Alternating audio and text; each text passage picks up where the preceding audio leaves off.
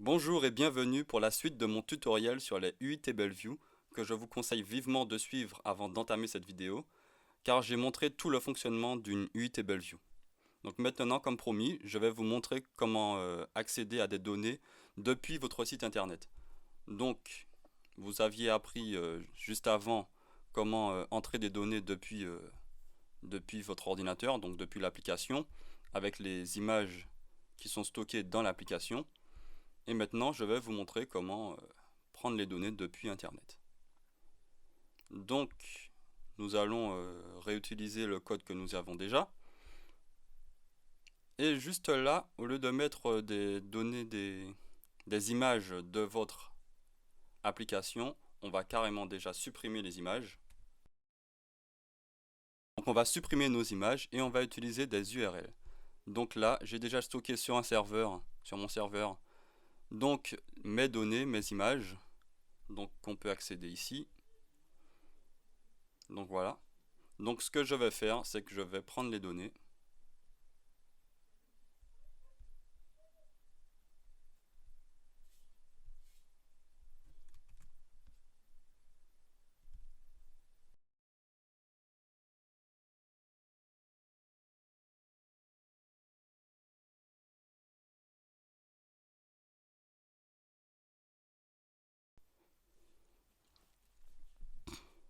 Donc maintenant, nous n'avons rien. Nous avons juste nos données que j'ai gardées pour l'instant en local. Donc vous voyez que maintenant, plus rien ne s'affiche. Donc comment afficher des images depuis un site internet? Donc là, pour l'instant, pour le moment, c'est très simple. Et oui, parce que après, ça ne sera pas toujours simple. Donc là, on voyait qu'on chargeait notre image comme ceci, depuis juste le nom de l'image. Donc maintenant, pour faire cela depuis l'URL de l'image, on va juste utiliser un script. Donc comme d'habitude, je fais un copier-coller. Je ne vais pas réafficher à chaque fois la même chose. Donc là, on met l'URL de notre image. Donc l'URL de notre image, on la récupère toujours depuis string image. Donc pour le moment, rien ne change. Donc on est d'accord que string image, depuis avant notre ancienne application, string image renvoyait la première image ici, la deuxième image ici. Donc là, nous avons entré des URL. Donc tout va bien pour ici. Donc là, j'ai juste créé une variable qui s'appelle image URL. Et là, on envoie la requête, donc avec l'URL de l'image. Et là, nous allons reprendre notre code. Enfin, nous allons reprendre image grand.image ici. Donc vous avez juste qu'à modifier ici seulement.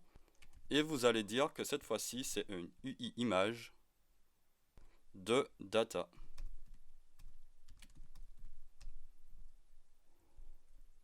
Voilà. Donc là, nous avons juste... Ah oui, il veut que je mette le self. Donc on met le self. Donc voilà, là, au lieu de prendre le nom de l'image, on prend l'URL de l'image. Donc rien de plus simple. Là, normalement, ça devrait déjà fonctionner. Donc l'image est stockée sur un site internet sur mon serveur. Donc là, on voit, voilà, l'image de l'URL s'affiche bien. Donc on va faire la même chose pour la cellule.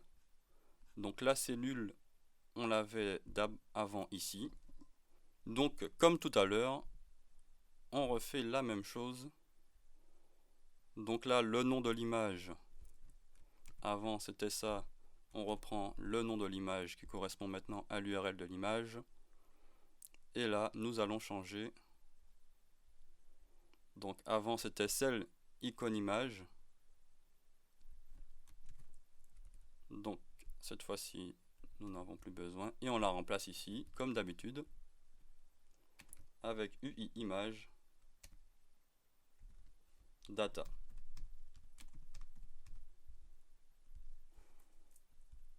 Donc là, toutes nos données, toutes nos images sont pour l'instant sur Internet. Donc maintenant, nous allons voir comment prendre ces données et pas créer un tableau et ne pas créer un tableau avec les URL. Donc là, ce que nous allons faire, c'est que nous allons utiliser un fichier JSON. Donc comme je vous l'ai expliqué dans le précédent tutoriel, celui-là, je l'ai créé depuis une base de données. Donc j'ai fait un script permettant de récupérer les données de ma base de données et le mettre dans un fichier JSON. Donc bien sûr, vous pouvez juste créer le fichier JSON et mettre les URL toujours sur votre serveur. Donc les données seront prises ici. Donc là, on retrouve un peu notre image, titre et image 2. Donc comme je l'ai dit, sous forme d'URL. Donc là, je vais vous donner le script permettant de transformer les données de ma base de données dans un fichier JSON. Donc c'est très simple, hein, normalement vous pouvez même le faire tout seul. Donc voilà. Donc avant, je vais juste créer un nouveau projet en réutilisant exactement ce que nous avons fait, mais je vais juste changer un peu changer la forme. Ça va toujours rester les mêmes codes, mais je vais juste changer la forme parce qu'un abonné m'a demandé de voir si c'était possible d'adapter pour mettre une search bar en fait.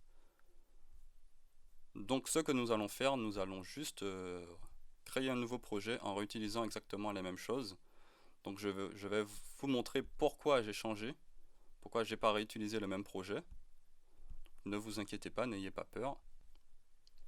Donc Single View Application.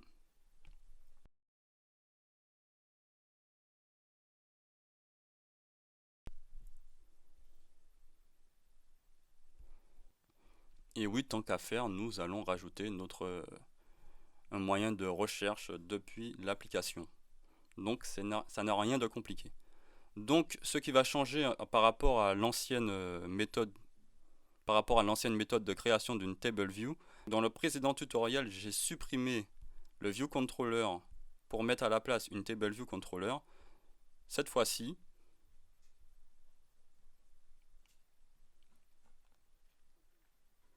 je vais insérer une table view directement dans ma view controller. Donc on fait attention à respecter les contraintes. Donc là on regarde. Donc là nous avons notre table view. On ajoute, on la customise. Donc là je vais très vite. Non, d'ailleurs même on regarde déjà si tout fonctionne. Voilà. Donc là ce que je vais faire, c'est que je vais faire plusieurs copier-coller pour reproduire la même chose qu'ici. Donc là je fais un copier-coller de là, je mets ici, en sélectionnant bien la table view, je supprime l'ancienne.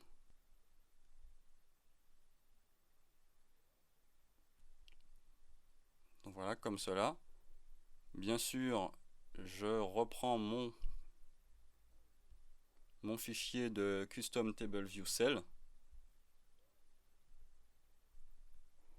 On fait bien attention à faire une copie et pas juste un raccourci.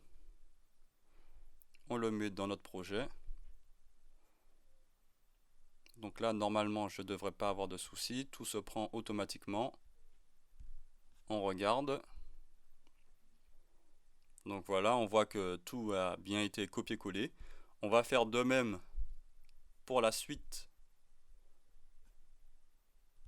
Et donc, pour la Custom View Controller qu'on avait créée. Donc, on sélectionne et on colle.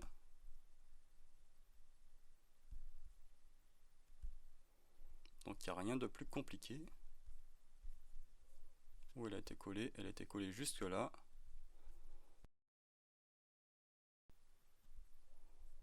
Donc là, tout de suite, on recrée notre self. Donc, chez on reprend le même identifiant. Je crois que avant, j'avais fait un ER. Donc voilà, on reprend le même identifiant, ER. Là, on reprend notre Custom View Controller. Donc vous voyez, c'est très simple, hein. J'ai juste changé, j'ai juste adapté, au lieu de mettre une Table View Controller, j'ai juste fait à partir d'une View Controller. Donc c'est seulement ça qui a changé. Sinon, le principe reste le même. Vous verrez que les codes fonctionnent exactement pareil. Il n'y a rien à modifier.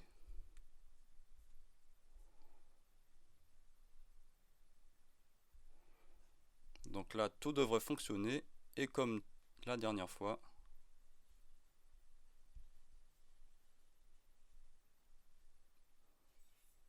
navigation contrôleur. Donc on rend tout ça dans une navigation contrôleur. Le plus important, la vue contrôleur, donc reprendre nos données. Donc là, c'est juste là qui paraît un peu plus compliqué. C'est qu'avant, nous avions une table view controller et là, maintenant, on a une view controller. Donc le principe reste un peu le même, à la seule différence que là, nous devrons... donc je prends ma view controller et là, nous devons insérer notre table en fait. Donc on sélectionne notre table view et on garde contrôle et on fait glisser ici. Donc là je vais l'appeler table view pour pas changer. Donc voilà, tout est bon. Et pour la suite, nous allons reprendre le code. Donc on fait un copier-coller tout bêtement. Donc je montre bien qu'on supprime tout et on fait un copier-coller. Et évidemment, j'ai oublié de reprendre notre data.swift.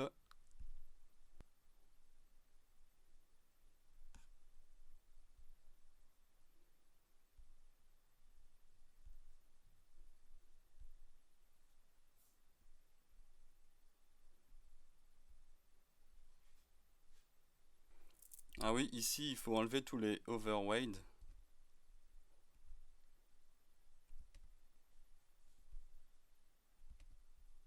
Donc il y a quand même un peu plus de difficulté de changement ici. Ce n'est pas juste un simple copier-coller. Mais vous voyez que c'est quand même assez simple, hein. Ah oui, pour celui-là, il faut bien sûr garder ça, celui-là de base dans une view controller. Donc voilà. Donc tout ce qui concerne la table view, on a enlevé le overweight. Bon ben là aussi, on nous a dit de garder. Donc voilà.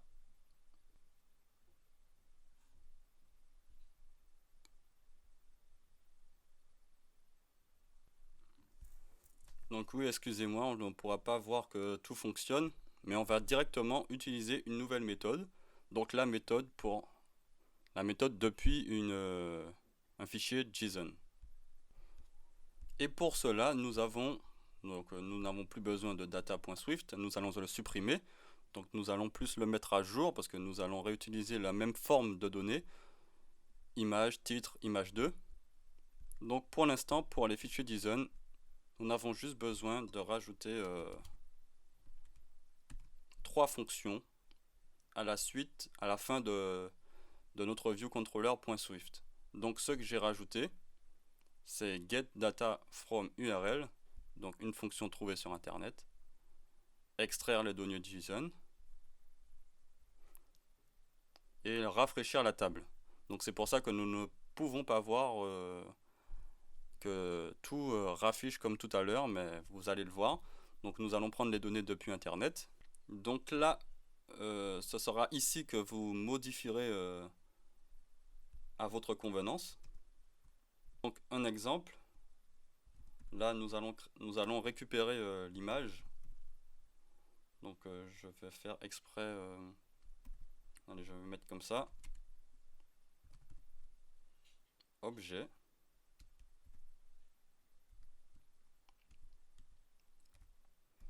Là nous allons récupérer depuis notre fichier JSON.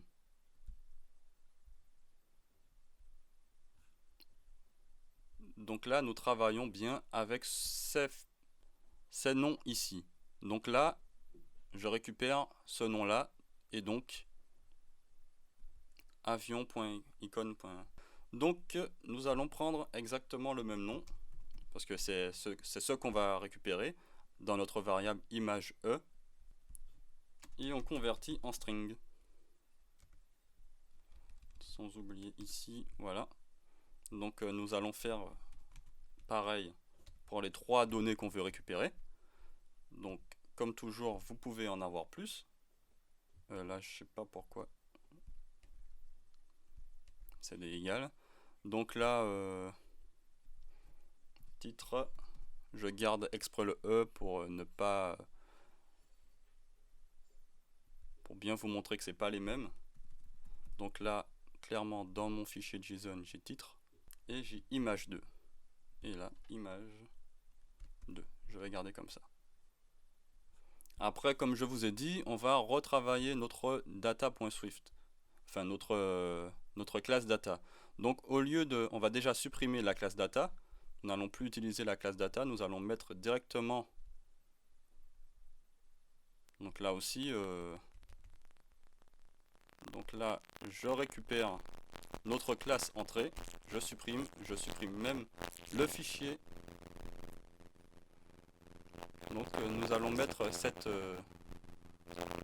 directement nos data dans le view controller. Pour l'instant, on garde toujours un peu le même principe. Et au lieu d'une classe, on va modifier ça en structure. Donc notre structure s'appelle toujours entrée, pour ne pas perdre entre les deux tutos. Et nous avons besoin de ça. On aurait créé une donnée, on aurait créé nos données comme ceci. On aurait dit que c'est égal à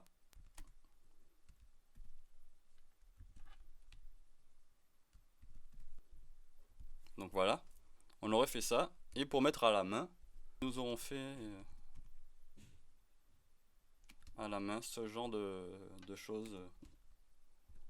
Donc entrée.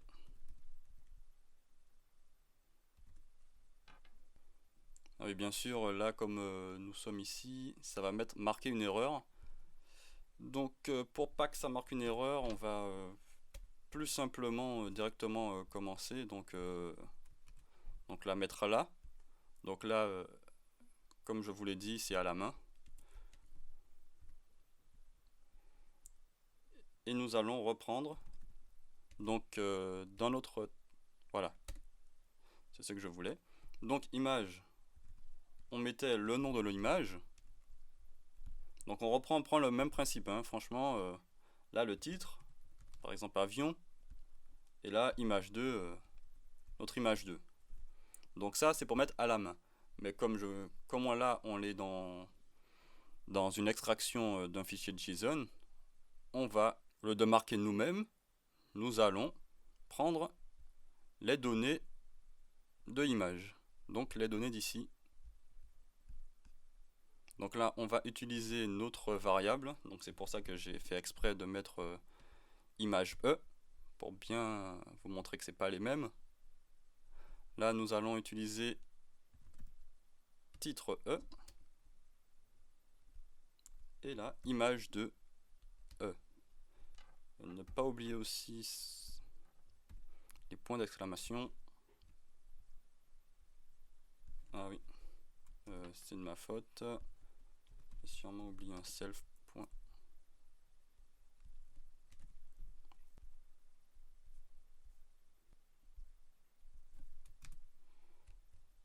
Donc la donnée, on va plus la mettre en haut, à la place de data. C'est vraiment très complexe à comprendre, désolé. Là aussi, comme nous avons mis directement nos data directement dans le fichier, nous pouvons supprimer tous les data points. Donc tout cela, normalement, nous pouvons les supprimer parce qu'on utilise directement notre variable donnée qu'on a créée directement dans notre fichier. Donc pour cela, on fait un remplace, un replace. un par un pour bien voir.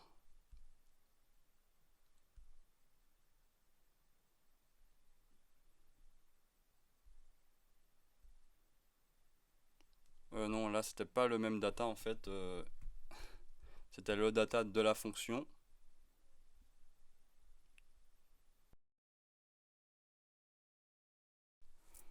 Je fais beaucoup d'erreurs dans ce tuto, excusez-moi.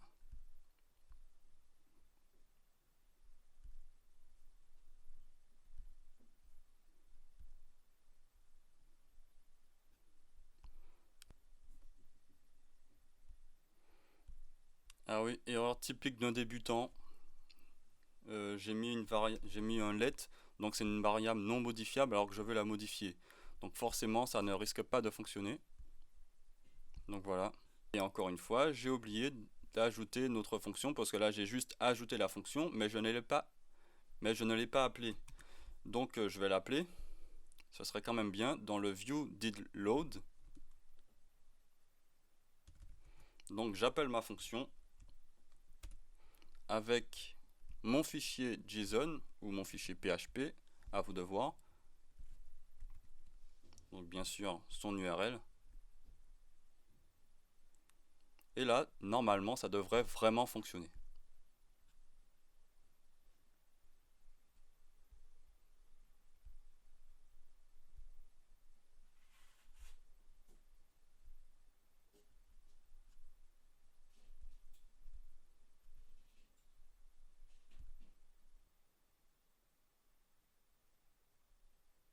Donc voilà, excusez-moi, franchement, le bug, il était là.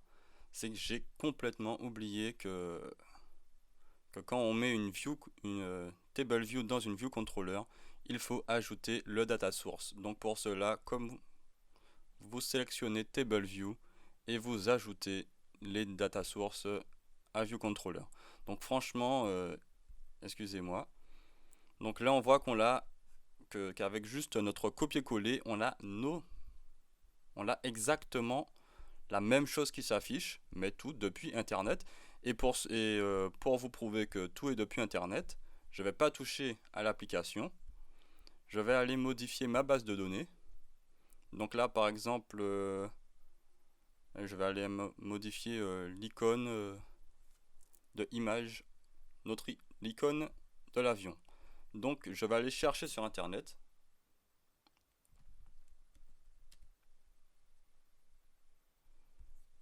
Je vais taper avion, icône, exprès.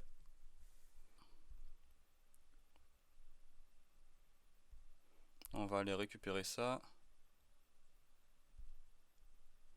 Donc voilà, je prends l'URL de l'image. Je la modifie dans ma base de données. Donc bien sûr, quand on modifie dans la base de données, si vous n'avez pas de base de données, vous changez directement dans le fichier JSON. Vous voyez que le mien est dynamique. Donc voilà, il a mis automatiquement la nouvelle image. Et là, je lance. Donc bien sûr, c'est du fichier JSON que l'application va prendre les données. Donc c'est un autre fichier JSON d'être dynamique si vous le voulez. Donc là, vous voyez bien, notre icône a changé directement en changeant dans la base de données ou dans notre fichier Swift ou dans notre fichier JSON. Donc maintenant, pour le plus grand plaisir de mes abonnés, ou du moins de l'abonné qui m'a demandé, je vais ajouter une search bar. Donc là, vous pouvez arrêter le tuto si vous n'avez pas besoin d'une méthode de recherche. Donc là, on peut voir qu'on peut ajouter la barre de recherche soit ici, soit à la fin. Donc moi, je vais l'ajouter là.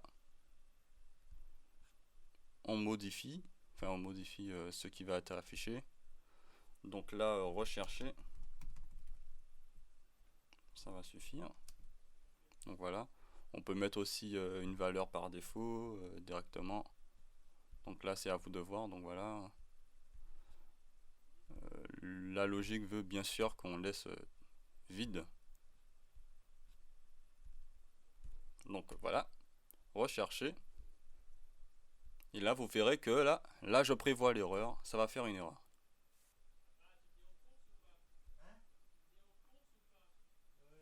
Donc dès que je clique, forcément ça fait une erreur parce que je n'ai rien programmé pour. Donc dans notre table view, et donc dans ce cas dans notre view controller, je vais rajouter ici après ça UI table view data source. Donc là on n'a toujours pas. Ça pour ça c'est chiant.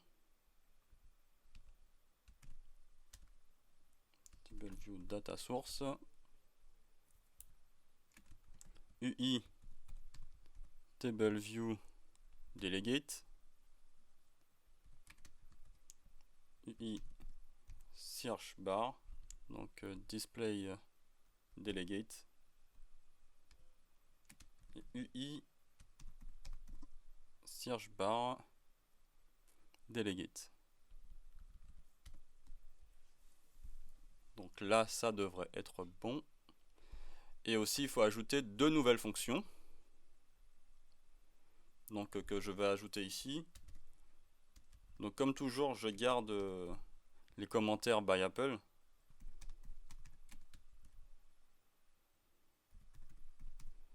Donc puisque vous n'aurez jamais à toucher à ces fonctions de search méthode, je vais faire un copier-coller que vous pourrez prendre sur internet depuis mon site internet. Et là la seule chose que vous devez ajouter en fait, c'est la même variable en fait, comme vous voyez là, une même variable, mais vous allez dire que vous filtrez cette variable. Donc on va créer une deuxième variable entrée. Donc voilà, vous mettez le nom que vous voulez. Moi j'ai appelé ça données filtrées. Tout simplement parce que ça va reprendre exactement notre fichier JSON, mais on va appliquer un filtre en fait avec cette fonction. Donc là normalement ça devrait plus faire d'erreur.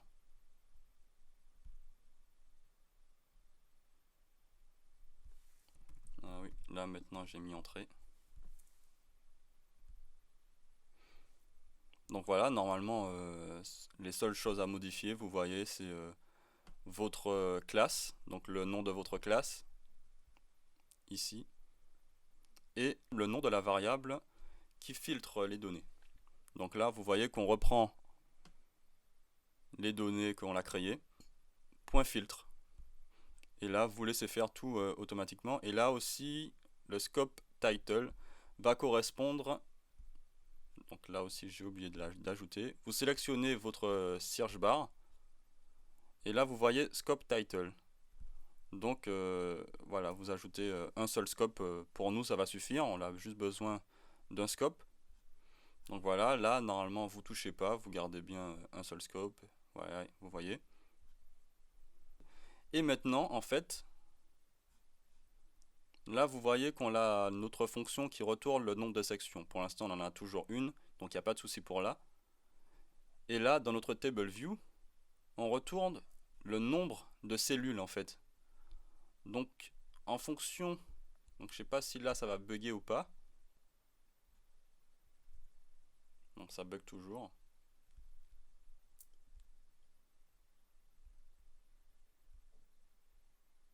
Et c'est dommage. Mais c'est tout à fait logique, parce que là nous n'avons pas fini.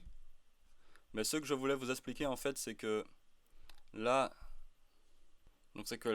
l'application, notre table view, retourne 3, parce qu'il y a 3 cellules.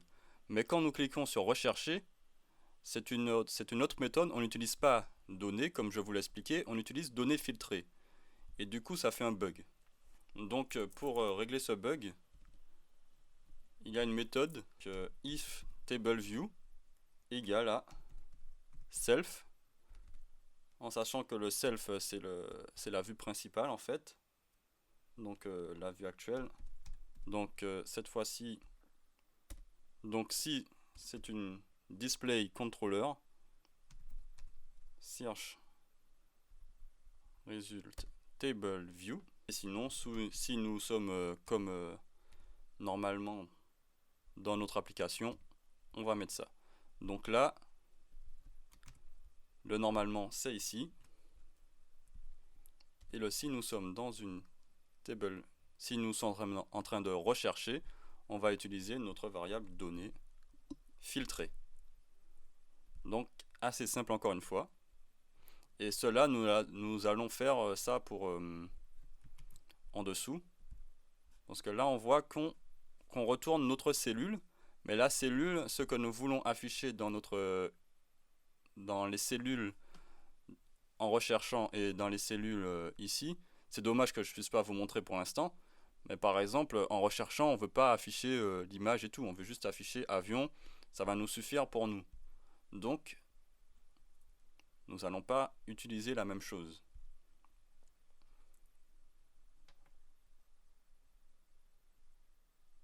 Et l'index path n'est pas le même en plus. Donc pour cela, nous allons utiliser la même chose.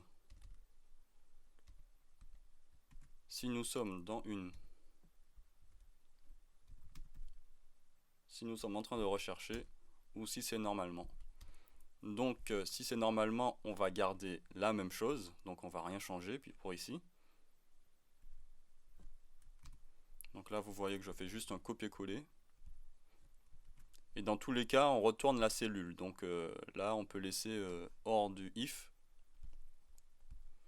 Et si c'est pas normal, donc on va réutiliser la même chose. Même pour l'instant, cette fois-ci, ça ne sera pas donné, mais donné filtré. Image, bon, on a dit qu'on va pas utiliser d'image en fait, donc je vais juste ne pas afficher l'image en faisant ça. Parce que bien sûr, il faut quand même renvoyer l'image, sinon ça va faire un bug. Donc ce que je vais faire en fait, c'est cellule icône image qui nous intéresse. Donc là on supprime tout ça, on n'a pas besoin de la fonction d'URL. Donc ça va nous retourner une image nulle. Donc on ne va pas afficher l'image, on précise bien qu'il ne faut pas afficher l'image, sinon ça fait une erreur. Et le texte, on veut dire aussi qu'on ne veut pas, on veut afficher aucun texte. On va juste faire ça. Mais en fait, par défaut, la cellule a un texte label en fait. Donc voilà, par défaut, même si on n'a pas défini, il y a un texte label qui est automatiquement centré dans la cellule. Et celui-là, on va mettre un nom et on va dire que c'est égal à entrée.titre.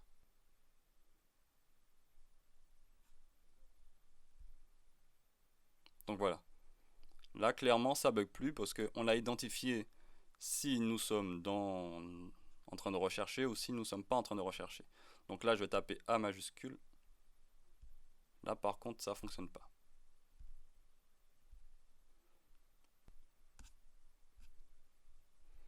Là, j'ai tout simplement pas attribué à ma donnée filtrée les mêmes valeurs que donnée. Donnée filtrée est nulle, donc forcément il ne peut rien afficher. Donc je pense que c'était pour ça là.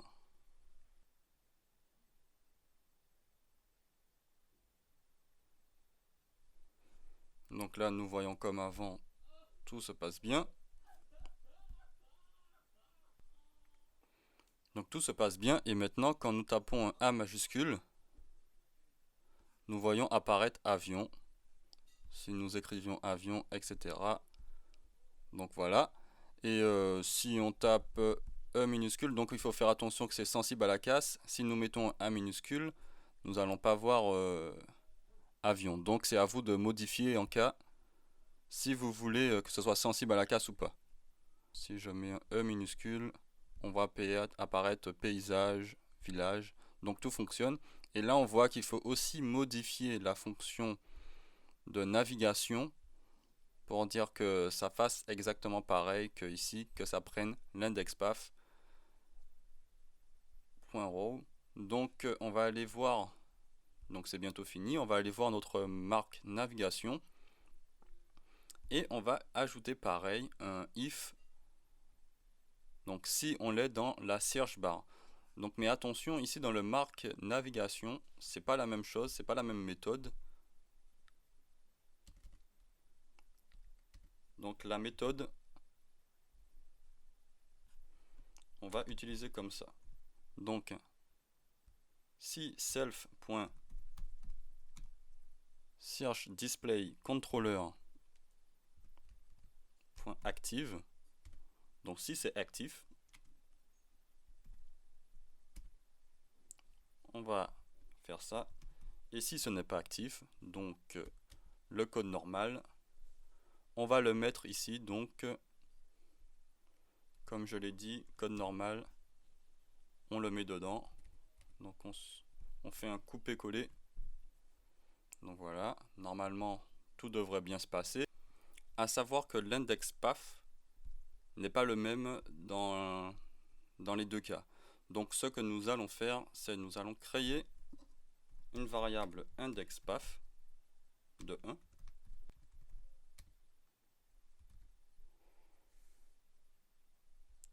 Et dans ce cas, indexPath va être égal à self.searchDisplayController. Donc sa méthode se trouve sur la documentation d'Apple, comme tout ce que je montre hein, dans tous les cas. IndexPath for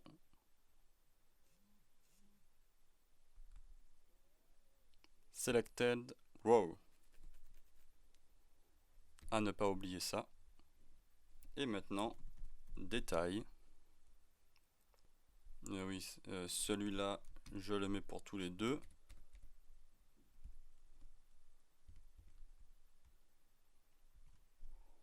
Donc ça reste le même.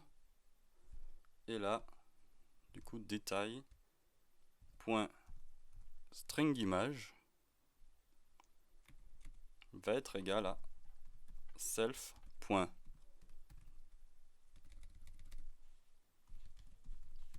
données filtrées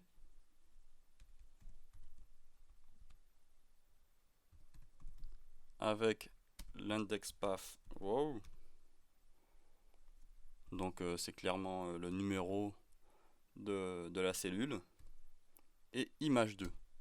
Donc là on va prendre données filtrées du numéro de la cellule indiquée et on va prendre seulement l'image 2 et on va lui donner à string image. Donc comme le précédent tutoriel, ça ne change pas. String image qui se retrouve ici. Donc voilà, string image en fait, voilà, string image, et on prend la valeur de l'URL de string image pour afficher l'URL, pour afficher l'image, Et ici, on va faire une modification aussi. On va mettre directement aussi la valeur de l'index path. Tant qu'à faire, à chaque fois. Self.tableView. Cette fois-ci, c'est un peu plus simple. Index path for selected row.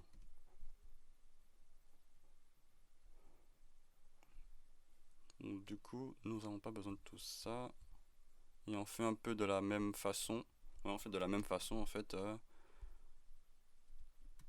Sauf que cette fois-ci, c'est les données tout simples. Donc voilà, ça fait la même chose.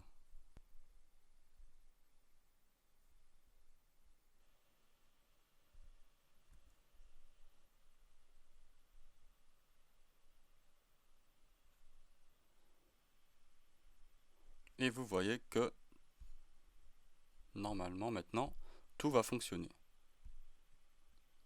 Donc on clique sur avion, on tombe sur avion. On cherche paysage, on tombe sur l'image paysage. Merci de m'avoir suivi, j'espère que le tuto vous a plu malgré les nombreux bugs. Donc je tiens à m'excuser car l'enregistrement a décidé de couper plusieurs fois. Donc je ne sais pas pourquoi. Mais en tout cas, le principe reste le même. Normalement, il n'y a rien eu de loupé. J'ai essayé de refaire et tout comme il fallait. Donc j'espère que le tuto vous a plu. Abonnez-vous, likez, commentez et posez-moi vos questions. Donc je vois qu'il y a certains qui commencent à me poser des questions, je leur réponds. Apparemment, ils sont contents. Donc n'hésitez pas à faire de même.